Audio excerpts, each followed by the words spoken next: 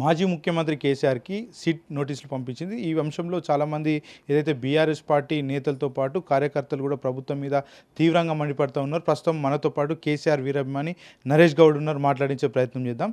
కేసీఆర్కి సిట్ నోటీసులు పంపించింది, దాని పట్ల మీరు ఎట్లా చూస్తూ ఉన్నారు? ఈ కాంగ్రెస్ అంటేనే అక్రమ అరెస్టులు, దొమ్మి ఫాల్తు కేసులు ఇవే ఉంటాయి. మనం గత 60 సంవత్సరాల కాంగ్రెస్లో ఏంటి, ఈ 2 సంవత్సరాలు అయితే ఏంది, ఇవే ఉంటాయి. వాళ్ళకి ఇంకొక పని లేదు. తెలంగాణ రాష్ట్రాన్ని సాధించిన, తన ప్రాణాలు సైతం పణంగా పెట్టి తెలంగాణ రాష్ట్రం సాధించిన కేసీఆర్ గారి మీద ఇలాంటి కుట్రలు కుతంత్రాలు చేయడం చాలా బాధాకరం. నేను ఒక అభిమానిగా, వీరాభిమానిగా దీన్ని ఖండిస్తున్నాను.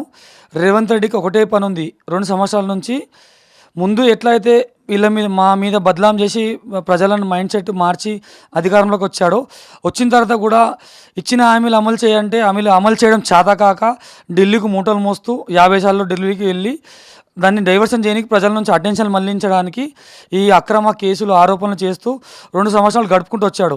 ముందుగా కాళేశ్వరం అన్న 1,00,000 కోట్లు అన్నాడు. అసలు 1,00,000 కోట్లు కాళేశ్వరం ప్రాజెక్ట్ ఖర్చే కాలేదు. ఆ కమిషన్ వేసాడు, ఏదో ఘోష్ కమిషన్ ఏదో వేసాడు. ఆ ఘోష్ కమిషన్ 1000 లీటర్ రాసి ఇచ్చింది, ఏం నిరూపించలేకపోయింది. ఆ రోజు కూడా కేసీఆర్ గారిని విచారణకు పిలిచారు. ఆ రోజు చూశారుగా కేసీఆర్ వీరాభిమానులు బీఆర్ఎస్ పార్టీలు ఎట్లా స్పందిస్తారో. ఆ రోజు చూసి 4 అంచెల పోలీసు వ్యవస్థను తీసుకొచ్చి తెలంగాణ రాష్ట్రంలో ఏదో జరిగినట్టు చూపించే ప్రయత్నం చేశాడు. అయినా కేసీఆర్ వీరాభిమానులు ఎట్లుంటుందో, అభిమానం ఎట్లుంటుందో, తెలంగాణ వాదులు పార్టీకి సంబంధం లేకుండా తెలంగాణ మంచి కోరే వాళ్ళు రేపు తండోపతండాలుగా వస్తారు. విచారణ హైదరాబాద్లో ఎక్కడ అని అన్నారు కదా, ఎక్కడనన్నా పెట్టని. అభిమానులు కంట్రోల్ చేయలేరు, అది మీ వల్ల కాదు. మీరు ఎన్ని కుట్రలు పండండి. మీకు ప్రజాక్షేత్రంలో ఏ విధంగా బుద్ధి చెప్పాలో ఆ విధంగా ప్రజలే బుద్ధి చెప్తారు. మేమేం చెప్పాల్సిన అవసరం లేదు, నేను ఎవరు తిట్టాల్సిన అవసరం లేదు. సూర్యుని మీద ఉమ్మేస్తే నీ మీదనే పడుతుంది. ఇప్పుడు నువ్వు అదే ప్రయత్నం చేస్తున్నావు. నువ్వు ఎంత ఉమ్మేస్తావో అంత నీ మీద పడేసుకునే ప్రయత్నం చేయకు. కొంచెం ఈ కుట్రలు కుతంత్రాలు మానుకొని ప్రజలకు ఇచ్చిన హామీ మీద కొద్దిగా దృష్టి పెట్టాలని కోరుకుంటున్నాను. అంటే పదే పదే బీఆర్ఎస్ పార్టీ నాయకులతో పాటు కార్యకర్తలను కూడా కేసులు పెట్టడం, విచారణకు పిలవడం, మానసికంగా వేధించడం ఎందుకు చేస్తున్నారు అనుకోవచ్చు? కేవలం బీఆర్ఎస్ పార్టీని టార్గెట్ చేస్తూ ఈ విధంగా వ్యవహరించడం ఎట్లా చూస్తారు? నేను ఈరోజే కొత్తగా ఒక నామకరణం చేసిన పైన అతని పేరు రేవంత్ రెడ్డి కాదు, నోటీస్ రెడ్డి.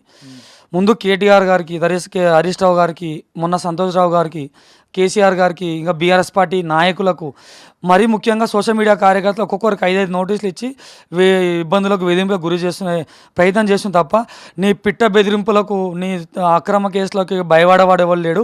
ఉద్యమం నుంచి వచ్చినాం,